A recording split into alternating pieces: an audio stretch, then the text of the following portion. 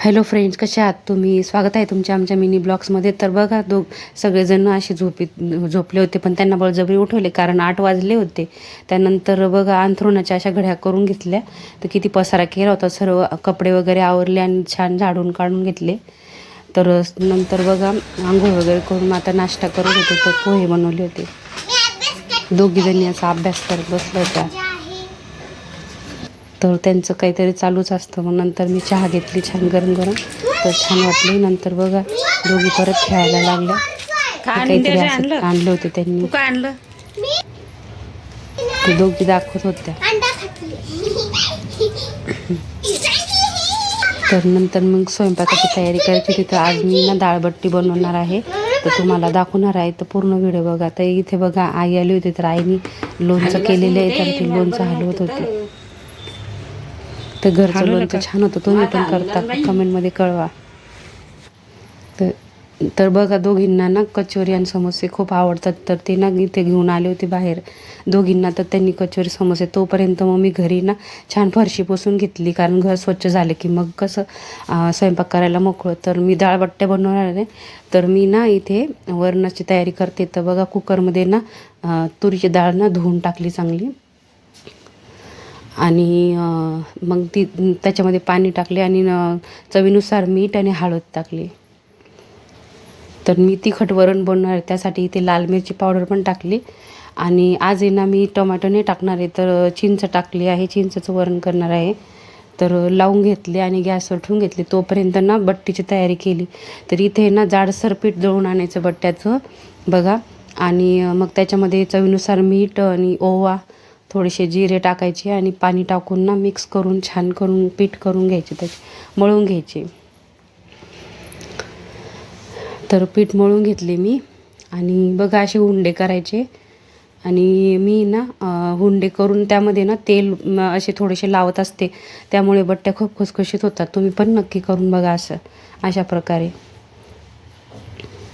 तर बघा तयार आहे आपली बट्टी. तर तोपर्यंत मी ना हे बघा किती छान तयार झाल्या. तर गॅसवर आहे ना पातेलं ठेवलं होतं, त्यामध्ये पाणी उकळायसाठी.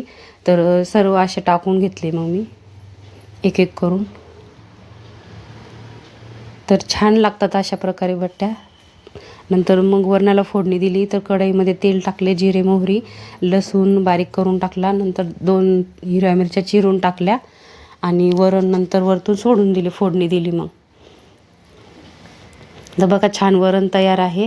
तर बट्ट्या पण इथे शिजल्या होत्या, तर बट्ट्या काढून घेतल्या आणि अशा कापून घेतल्या मस्त.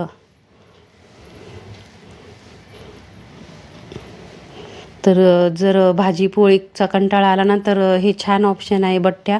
सर्वजण आवडीने खाता आणि हेच मी त्यांच्या दोघींच्या डब्यावर पण दिले आज. तर बघा तयार आहे बट्ट्या.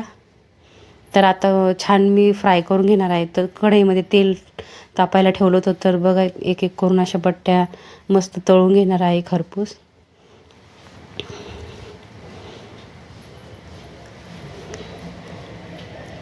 झटपटे होतात आणि छान टेस्टी होतात. तुम्ही कशा प्रकारे बट्ट्या बनवता कमेंटमध्ये कळवा. कोणी कोणी ना अशा गावाकडे तर कोळशावर भाजूनच करतात आरामध्ये. तर आपल्याकडे काय आपल्याला असेच करावं लागतात. त्यामुळे बघा मी अशा छान बट्ट्या तळून घेतल्या. तर रेडी आहे बट्ट्या. सर्व बट्ट्या तळून घेतल्या. मग यांना शाळेत जायचं होतं, तर दोघीजणी बघा खायला बसल्या बट्ट्या. तर नंतर मग मी पण जेवण करून घेतले. मग छान मस्त चुरून घेतले, कारण भूक लागली होती. तर मग चुरून घेतले आणि वरतून वरण टाकून छान खाऊन घेतलं. तर आज आहे ना दोघींचं ना आधार कार्ड अपडेट करायचे होते. तर संध्याकाळी ना त्यांचे आधार कार्ड अपडेट करायला गेले होते ते दोघींना निघून. तर तिथे पण त्यांना खेळणीच भेटली. बघा लहान मुलं आहे ना कुठे पण गेले तर खेळायचं बघतात. बघा अशी गाडी घेतली आणि खेळणी. नंतर संध्याकाळी ना पिठलं उरलं होतं, तर मी ना त्याचे धपाटे करून घेतले. बघा ताटामध्ये पिठलं घेतलं आणि त्याच्यामध्ये गव्हाचं पीठ आणि हळद वगैरे ओवा टाकून घेतलं आणि छान मळून आहे ना धपाटे करून घेतले.